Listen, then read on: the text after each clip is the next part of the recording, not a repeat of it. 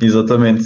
Também esse que é o futuro da democracia liberal e começando agora com um tópico que é relativo à democracia, que é algo que pode ser uma espécie de ameaça à democracia liberal como nós a conhecemos, a ascensão do populismo, algo que já foi falado neste podcast, noutro episódio, a ascensão do populismo à volta do mundo. Será que este põe em causa a liberdade como a conhecemos, na sua visão, professor? Uhum. Bom, antes de mais, boa tarde e muito obrigado pelo convite. Muito obrigado, Rui, muito obrigado, Zorzo. E vamos então a isto. Ora bem, portanto, a pergunta é sobre a ascensão do populismo e em que medida a ascensão do populismo põe em causa, ameaça, faz perigar a democracia liberal, as liberdades, tais como nós as conhecemos, não é assim? Pois, exatamente. Eu talvez começasse por aqui, eu começasse por dizer que o populismo, na verdade, é difícil de definir, não é? O populismo tem qualquer coisa que é um pouco como traços de parentesco, de família.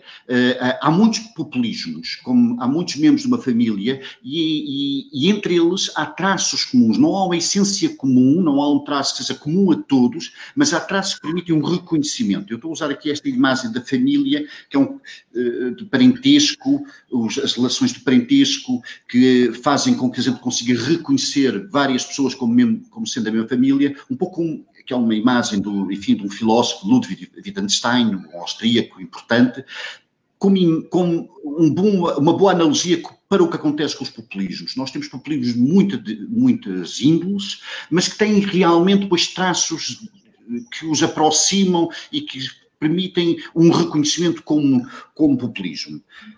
E porquê que eu estou a dizer isto? Eu estou a dizer isto logo à partida por esta razão. É que o populismo pode ser, de facto, uma ameaça à democracia, pode ser uma espécie de desprezo pela democracia, mas também pode ser, em alguma medida, uma espécie de sintoma de uma queixa de falta de democracia. E se nós entendermos o populismo de uma maneira ou de outra maneira, estamos a alinhá-lo de maneiras diferentes nas suas atitudes para com a democracia. Ou seja, o populismo enquanto o desprezo pela democracia, sei lá, eu diria um bom exemplo disso no populismo que temos em Bolsonaro, no Brasil.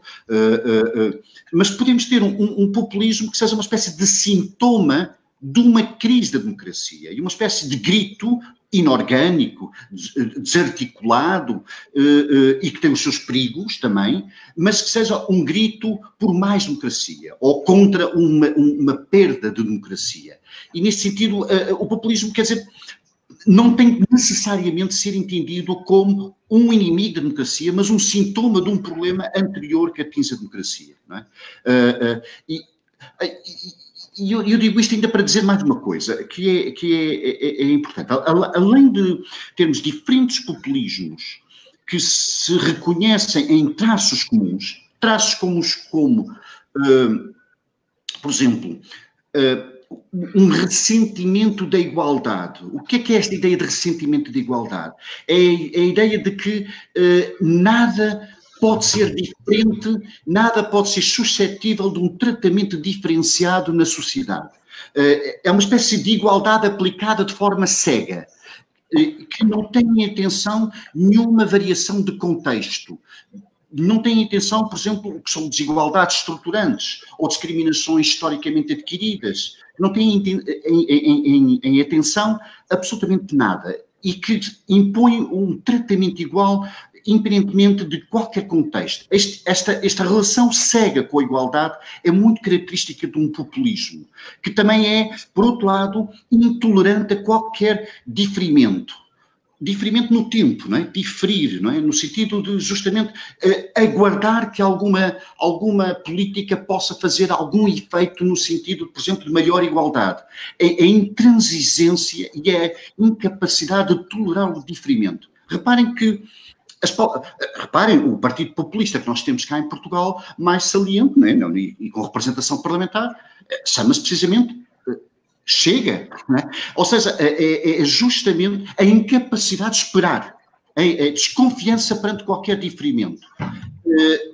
Ora bem, a meu ver, o populismo ainda tem terceira característica que aparece muito, mas cada uma investida de significados diferentes, que é o populismo é muito pouca ação política e muito reação política. É sobretudo reação e menos ação. Ação no sentido de incorporar motivos em vista de uma deliberação da ação.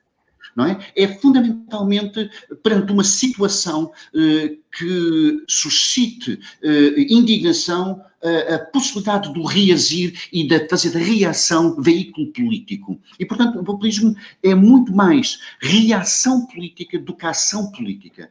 Ora, estes são os traços de família do populismo, não é? Intolerância ao diferimento, um ressentimento da igualdade, que é tratada de uma maneira cega, a prevalência da reatividade sobre o agir político e, portanto, que não incorpora e apenas expele, tende a expulsar, tende a discriminar, tende a apontar um bode expiatório, um inimigo e a definir-se sempre desta maneira, não é? Aliás, incapaz de suster por si próprio, porque precisamente precisa sempre de um inimigo que seja digamos, o bode expiatório, aquele que leva o ónus de algum mal que se faz sentir na sociedade. Ora, estes traços de família, deixem-me só terminar mesmo este raciocínio, estes traços de família levam a um ponto importante e que talvez seja o ponto em que eu teria alguma coisa mais original a dizer. É que estes traços de família, na verdade, são traços que não são especificamente identificáveis no populismo, mas são identificáveis, digamos, como um fenómeno social. O que é que eu quero com isto dizer? Eu quero dizer que, provavelmente, o populismo é mais a expressão política de um fenómeno social que o antecede e que é anterior a ele, e que é independente dele. Digamos assim, o populismo é apenas a expressão política de um fenómeno social que consiste precisamente num fenómeno que tem as características da aceleração, do atomismo dos indivíduos, enfim, de uma construção da sociedade e do espaço socioeconómico como uma construção que entrega cada indivíduo à sua sorte num regime de pura sobrevivência, não é? Eu há tempo escrevi um livro, precisamente, em que eu, enfim, perguntava um pouco provocatoriamente, e se parássemos de sobreviver? Eu penso que precisamente é nessas condições de atomismo individual, que é o quê? É cada indivíduo estar entregue à sua sorte. E se ele fracassa, a culpa é toda dele. Não é? Por outro lado, além deste atomismo individual, que impede qualquer laço comunitário, impede qualquer justificação que não seja desconfiada de um apoio social, não é? De um apoio da comunidade, e depois esta aceleração do tempo social que deixa as pessoas em permanente luta e ansiedade para sobreviver, digamos assim, não podendo parar.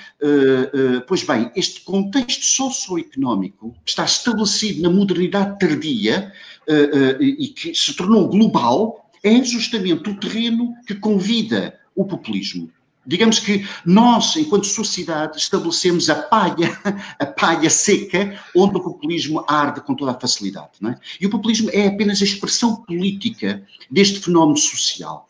E, portanto, enquanto não houver uma resposta também para este quadro de sociedade que não consegue dar tempo às pessoas para agir, apenas para reagir, que não consegue se organizar de uma forma em que, dada confiança ao laço comunitário e não entregar o cidadão a uma individualidade, a um individualismo que nem permite nenhuma individualidade, um individualismo atomístico.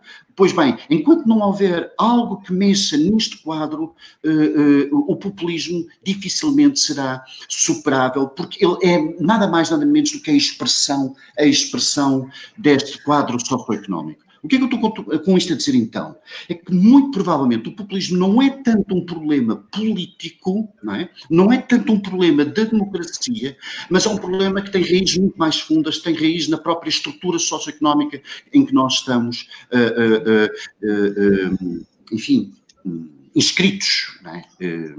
E pronto, seria este, digamos, o primeiro conjunto de observações que eu teria para esta pergunta. Mas em relação... Deixa-me só fazer esta pergunta, Jorge. Em relação, agora focou-se muito no aspecto socioeconómico do populismo, e você deu o caso prático do Partido Chega, e eu gostava de saber se considera então, por exemplo, se podemos falar que existe também um populismo assente no discurso do Bloco de Esquerda, por exemplo, ou se faz uma total separação do populismo do Chega, do Bloco. É certo que o Chega assenta muito mais num discurso nacionalista do que o Bloco de Esquerda, mas também não podemos falar que existe o populismo de esquerda e o populismo de direita, ou acha que o populismo está só assente no Chega? Não, claro. Enfim, na literatura ouvimos muito falar, não é, de populismo emancipatório, e o Ernesto Laclau, que é um teórico importante, e Chantal Mouffe também, bom, e outros autores que se reconhecem mais do lado da crítica da democracia liberal, no sentido em que ela seria incapaz de exprimir vontade popular e capaz de exprimir o dissenso, justamente eles procuram dar uma justificação a um populismo emancipatório. O que é que seria um populismo emancipatório? Um populismo emancipatório, a meu ver,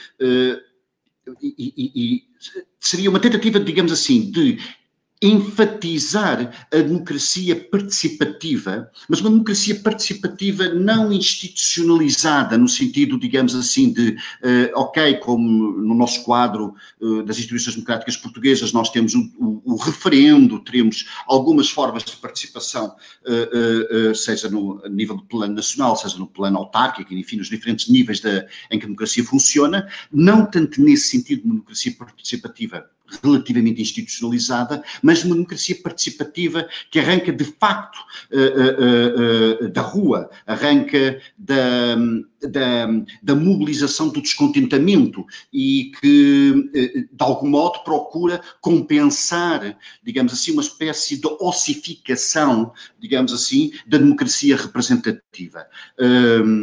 E, portanto, o populismo emancipatório foi bastante importante, por exemplo, no quadro europeu, diria assim, eu não diria tanto o Bloco de Esquerda, mas eu diria bastante no quadro dos movimentos de protesto no período da crise e da austeridade portanto, os grupos contra a Troika, que se lixa a Troika, o movimento 12 de Março, todos estes movimentos que também houve no espaço ibérico, não é? Além de Portugal, em Espanha, e que foram movimentos que de uma forma bastante inorgânica se constituíram como tentativa de empoderamento de uma voz popular que de outro modo se considerava, não é, alheada e impotente diante enfim, dos problemas dos quais elas são de facto objeto. Deixem-me dizer de outra maneira, o populismo emancipatório talvez parta bastante do pressuposto de uma consciência crescente de que as pessoas são objeto de decisão política, mas não são sujeito dessa decisão política. E, portanto, essa desfasagem entre o objeto e sujeito faz com que haja uma tensão e enfim, uma pressão no sentido de subjetivar uma vontade política, sobretudo num contexto de crise em que as pessoas sofrem consequências sérias nas suas vidas. Mas deixem-me só fechar este ponto. O populismo emancipatório, em todo o caso, embora tenha lá o adjetivo emancipatório, parece-me ser qualquer coisa muito distante do populismo como eu estava a falar. Eu, de facto, comecei por falar do populismo, mas eu estava a falar do populismo que eu não considero equivalente ao populismo emancipatório. Na verdade, a expressão populismo emancipatório nem me convence. Acho que é uma expressão infeliz e que permite, de algum modo, por como sendo duas expressões, de esquerda e direita, o mesmo fenómeno. Há, claro, raízes na estrutura socioeconómica que podem também explicar algo em comum, mas não o suficiente para que digamos que são, digamos assim, a expressão de direita e a expressão de esquerda do mesmo fenómeno. Eu acho que não. Eu acho que o populismo é um fenómeno que resulta, de facto, das condições socioeconómicas que estão em implementar-se numa economia de mercado global, num período de enorme aceleração do tempo social global. Eu acho que o populismo emancipatório, com esta expressão de que não gosto, é uma tentativa muito mais localizada de dar uma resposta política precisamente a este estado de coisas. Eu diria assim, para terminar mesmo, o populismo, na verdade, é apenas a consequência natural do estado de coisas. O populismo emancipatório é uma tentativa de resposta.